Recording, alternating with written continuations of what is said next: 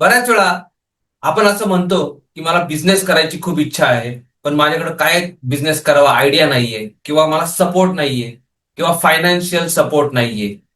तर मित्रांनो, या सगळ्या गोष्टी आवश्यक आहेत, पण ह्या सगळ्या गोष्टींपेक्षा एक गोष्ट खूप महत्वाची आहे, ती म्हणजे माइंडसेट. आपला एंटरप्रेन्योरशिप माइंडसेट असणं खूप इम्पॉर्टंट आहे. बिझनेसचा माइंडसेट हा सगळ्यात जास्त महत्वाची गोष्ट आहे. जर तुम्ही आता जॉब करताय आणि तुम्हाला जर काही बिझनेस करण्याची इच्छा आहे, तर हा व्हिडिओ तुम्हाला अशा काही महत्वाच्या टिप्स देणार आहे की ज्याच्याने तुम्हाला बिझनेस करणं खूप सोपं जाणार आहे मित्रांनो. कारण की बिझनेसमन आणि एम्प्लॉई माइंडसेट आणि एंटरप्रेन्योरशिप माइंडसेट ह्याच्यामध्ये खूप फरक आहे. चला मित्रांनो, पाहूयात की हा काय फरक आहे आणि आपण कशा पद्धतीने एक सक्सेसफुल बिझनेस करू शकतो एंटरप्रेन्योरशिप माइंडसेट डेव्हलप केल्याने. मित्रांनो, नंबर वनचा पॉइंट आहे तो म्हणजे रिस्क ऍक्सेप्टन्स माइंडसेट. बिझनेस म्हटला, एंटरप्रेन्योरशिप म्हटली की रिस्क आली.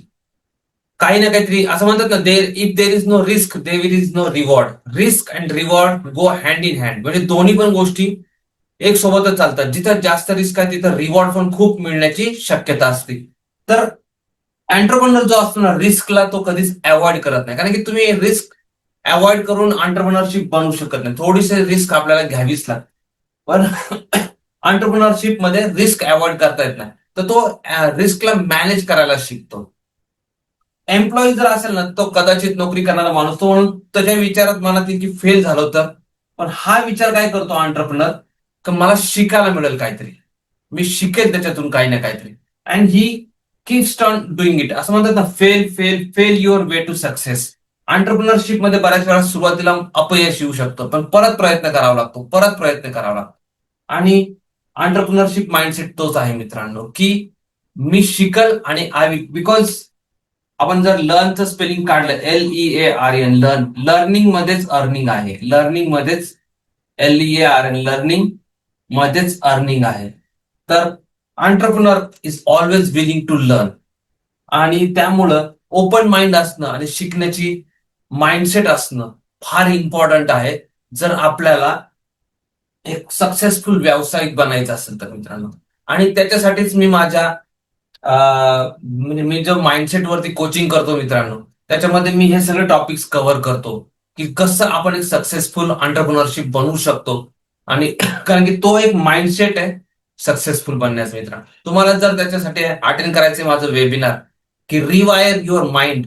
बऱ्याच वेळा आपल्या माइंडमध्ये बऱ्याचशा चुकीच्या कल्पना सेट झालेल्या आहेत, चुकीचे पॅटर्न्स तयार झालेले आहेत, आणि ते पॅटर्न्स आपल्याला मधून बाहेर पडणं खूप गरजेचं आहे.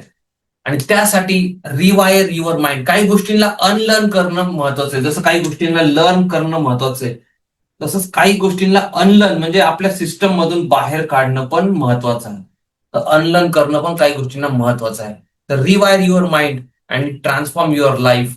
तर त्याच्यासाठी तुम्ही माझा व्हॉट्सअप कम्युनिटी आहे इथं डिस्क्रिप्शन मध्ये, तुम्हाला पहिल्याच लिंक मिळेल, त्याच्यावरती क्लिक करून तुम्ही व्हॉट्सअप कम्युनिटीमध्ये जॉईन करू शकता. आणि तुम्हाला सगळे डिटेल्स तिथं अपडेट्स मिळतील नेक्स्ट वेबिनारचे मित्रांनो.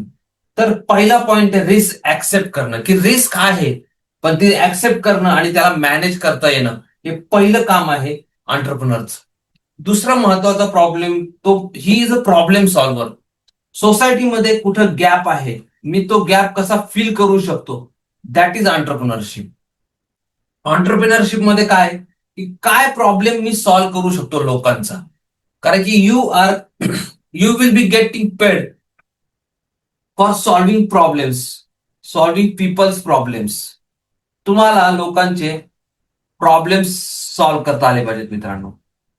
सपोज आपण, लोकांना भूक लागते, आपण हॉटेल टाकलं, तर आपण लोकांचा तो, आपण पटकन लोकांना काहीतरी हॉटेलमध्ये सर्व केलं, तर आपण त्यांचा तो प्रॉब्लेम आहे, किंवा कोणाकडे जास्त पैसे नाहीयेत पण आणि पटकन काहीतरी खायचंय, आपण वडापावचा एक स्टॉल असतो, वडापावकडे जातो, 20 रुपये देतो आणि आपण वडापाव खातो, आपलं पोट पण भरतं आणि जास्त पैसे पण लागले नाही. किंवा आपल्याला चहाचा आपण स्टॉल पाहतो, किंवा they are all, everybody is solving. किंवा जिओचा बिझनेस घ्या, रिलायन्स घ्या, everybody is solving people's problems. जिओचा फोन काय करतो, लगेच आपण कोणाला तरी फोन करू शकतो, कॉल करू शकतो, व्हॉट्सअप करू शकतो. दे आर प्रोव्हाइडिंग इंटरनेट आणि सगळ्या गोष्टी आपल्याला प्रोव्हाइड करतात. म्हणजे every business is solving people's problem. तर आपल्याला तो सोसायटी मधला गॅप शोधून काढता आला पाहिजे आणि त्याला फील करता आलं पाहिजे. तर ही becomes a very very successful entrepreneur.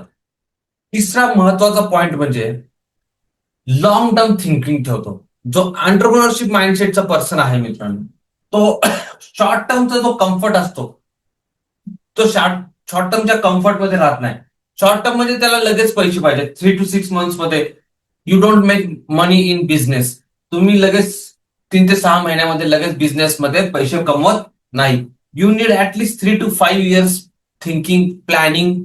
आपलं जे प्लॅनिंग आहे ते 3 ते 5 वर्षाच्या प्लॅनिंगने आपण बिझनेसमध्ये उतरतो. तर लॉंग टर्म थिंकिंग करतो येतो. शॉर्ट टर्म मध्ये आपण बिझनेसमध्ये सक्सेसफुल होऊ शकत नाही मित्रांनो. तर त्याच्यासाठी आपल्याला लॉंग टर्म थिंकिंग हवं असतं. आणि fourth is failure friendly mindset. म्हणजे काय की फेल्युअर ज्यावेळेस बऱ्याच वेळा आपल्याला बिझनेसमध्ये आपण ज्यावेळेस उतरतो त्यावेळेस सुरुवातीला आपल्याला फेल्युअर येतं. It is a failure way to success. तर फेल्युअर मध्ये काय आपण म्हणतो ना फेलिंग फॉरवर्ड. फेल होतो पण आपण ज्यावेळेस पुढे विचार करतो. तर फेल्युअर म्हणजे फीडबॅक की ही गोष्ट चालत नाहीये, नवीन काहीतरी, वेगळं काहीतरी. तर बऱ्याच वेळा आपण एखादं प्रॉडक्ट लॉन्च करतो, नाही चालत, पण आपल्याला तो फीडबॅक मिळतो की ही नाहीये मार्केटची नीड. तर आपल्याला स्वतःला लगेच त्या सिच्युएशन प्रमाणे मोल्ड करता आलं पाहिजे. अदरवाईज आपण बाहेर पडून जाऊ मित्रांनो त्याच्यासाठी. आणि लॉंग टर्म मध्ये बिझनेसमध्ये सुरुवातीला आपल्याला सक्सेस नाही मिळणार, पण देन इट टेक्स ऑफ. तर बऱ्याच वेळा लोक इथं बिझनेसमध्ये क्विट करून टाकतात. दे क्विट द बिझनेस हिअर. आणि आणि त्याच्यानंतर जबरदस्त म्हणजे पुढचे पहिले वर्ष, 2 वर्ष, 3 वर्ष ते ह्या फेज मधून घालवतात.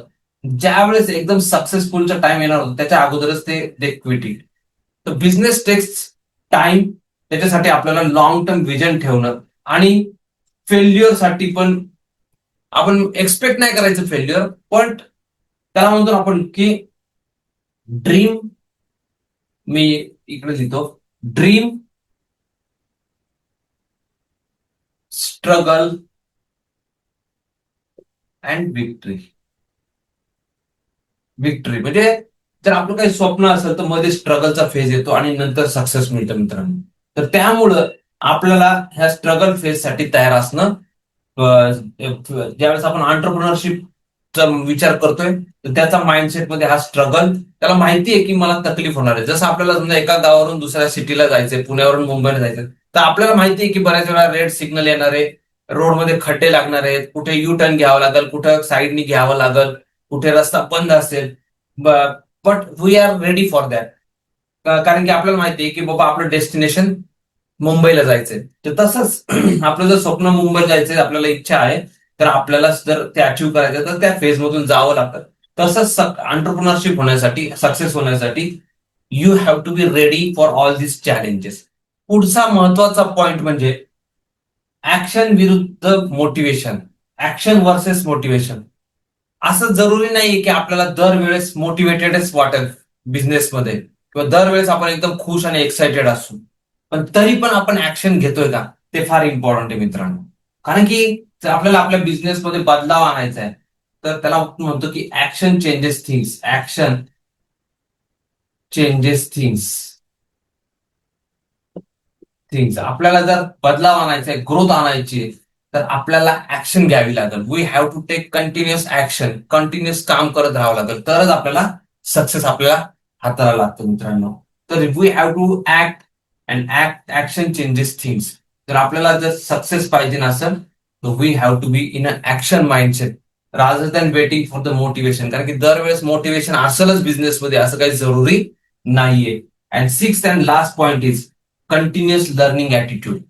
Willing to learn, willing to learn, and willing to listen. willing to listen म्हणजे ऐकण्याची, सक्सेसफुल लोकांकडून शिकण्याची तयारी असणं फार महत्वाचं आहे. आणि विलिंग टू असोसिएट ऑल्सो. म्हणजे विलिंग टू असोसिएट. म्हणजे त्या लोकांच्या संपर्कात राहण्याची, त्यांच्याबरोबर राहण्याची. आणि त्याच्यासाठीच मित्रांनो मी माझी कम्युनिटी बनवतोय, ज्या कम्युनिटीमध्ये आपण ह्या माइंडसेट आपला कसा स्ट्रॉंग माइंडसेट असला पाहिजे ना. आपण कसे खूप वेळा आपण ओव्हर थिंक करत राहतो आणि ऍक्शन घेत नाही.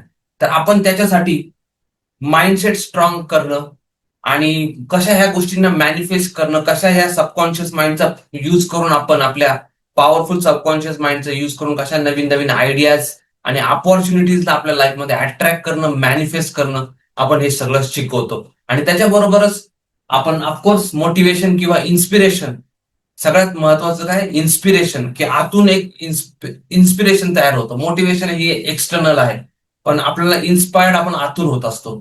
तर ते नॉलेज फॉर आपल्या बिझनेस आणि आपल्या सेल्फ डेव्हलपमेंटसाठी, पर्सनल ग्रोथसाठी नॉलेज, आपले स्किल्स डेव्हलप करणं, स्किल्सला शार्पन करणं, याच्यासाठी माझं वेबिनार आहे. ते वेबिनार तुम्ही जरूर अटेंड करा. त्याची लिंक व्हॉट्सअप ग्रुपची डिस्क्रिप्शन बॉक्समध्ये आहे आणि तुम्ही जरूर वेबिनार अटेंड करून अजून माहिती घेऊ शकता.